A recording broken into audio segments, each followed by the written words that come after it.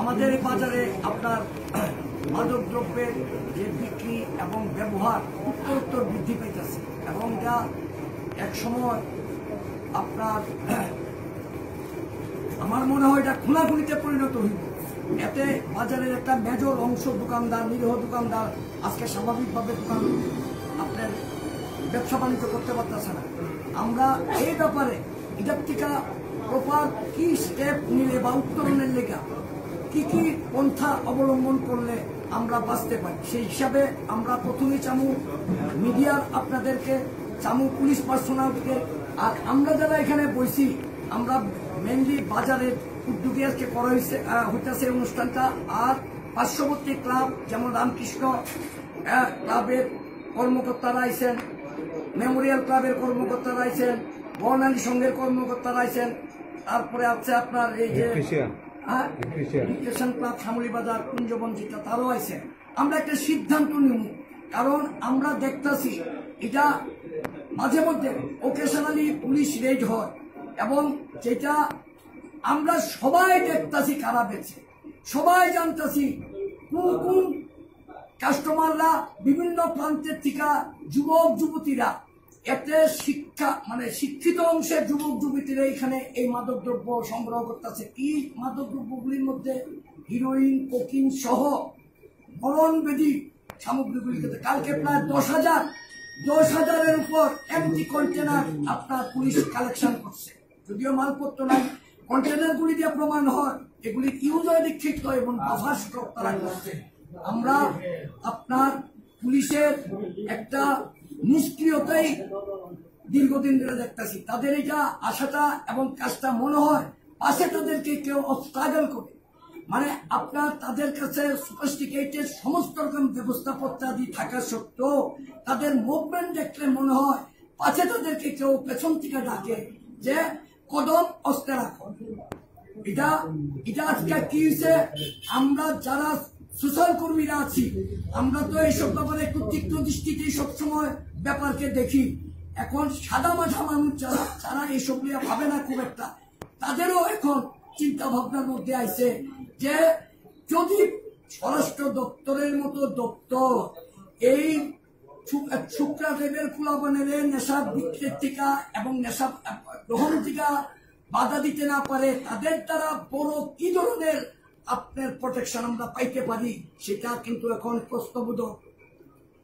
এরা একদম যে আসে বাজারে এবং আমরা দেখি এই কাজের লোকের যুক্ত যারা, তারা বুক চাপড়াই করতেছে।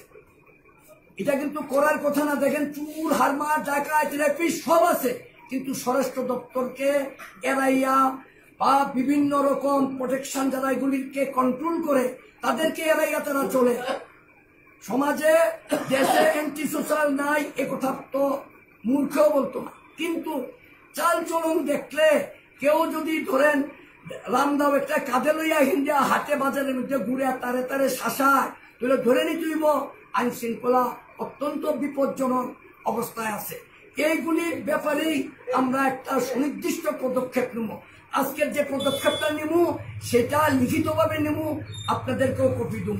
আমরা আবারও আপনাদের কাছে জানতে চাই, আপনাদের কাছে আমাদের একটা ফার্মেন্টলি একটা রিকোয়েস্ট থাকবো যে এটা লইয়া আপনারাও একটু আমাদেরকে সাহায্য করেন। আমাদের পিঠ দেওয়ালে লেগে গেছে গা।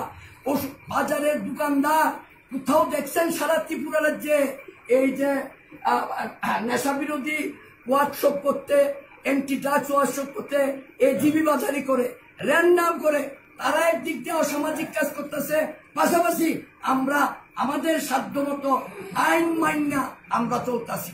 আমরা তো বেআইনি করতে পারি না, বেআইনি রাস্তার গেলে কিন্তু আমরা বন্ধ করে নিতে পারি। তারা যদি চাম্পা পিঠা দিলে আমরা করে নিতে পারি, কিন্তু আমাদের তো এই রাইট নাই, বুঝছেন তো? যাদের কাছে রাইট আছে আমরা তাদের দৃষ্টি আকর্ষণ করার লেগে যা যা করার তা থাকে।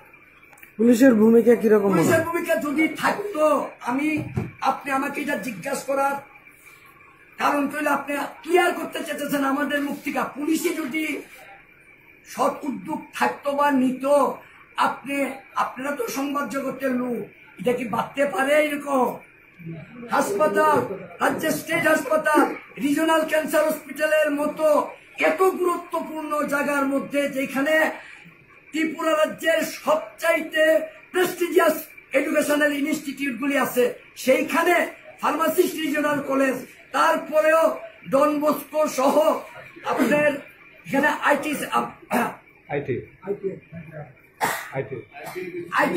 আইটি সেক্টর যেটা, এইখানে আপনার বোধহয় শতাধিক ছোট বড় অফিস আছে, সেইখানে দুর্বৃত্তদের এইরকম যে রমরমা, পুলিশ যদি তাদের সঠিক পদক্ষেপ নিলে এটা আপনার অন্ধকারে করত, দিনের 12টার সময়, সন্ধ্যা 5টার সময়, এবং যখন বাজার জমে তাদের উপদ্রবে আপনার বাজার প্রায় ডিসমিস হয়ে যায় না। মালপত্র ফলে দোকানিরা ভাগে, আপনার তাদের গরিব অংশের লোক গত 8-9 মাস সিভিয়ার কোভিড-19 ব্যাডলি এফেক্টেড সারা রাজ্য সারা দেশ। এখন যা কদ্দুর উঁকি মারতেছে আপনার সেই ভালো দিনের উঁকিতে এই উপদ্রবের লেগে, সেটা কোভিডে আক্রান্ত হয়ে গেছি আমরা। এখনো এই ব্যাপার নিয়ে আলোচনা করুন আপনাদের, আমি আবারও বলবো আপনাদের সহযোগিতা যাতে আমরা প্রত্যেকটা মুহূর্তে পাই, আমরা আপনাদের কাছে আমাদের এই আবেদন করি। আপনার এখানে আপনার 5টা ক্লাব, পার্শ্ববর্তী 5টা ক্লাব, এবং আমরা সেটাকে আর একটু বড় আকারে করুন। একটা নেক্সট এই 2-3 দিনের মধ্যে অনুষ্ঠান একটা করুন, তাদের ওপিনিয়ন নেওয়া, তাহলে জরুরি ভিত্তিক আপনার টাকায় আনা হয়েছে। আপনার নামটা? আমার নাম শ্যামল পাল, আমি একজন সমাজকর্মী।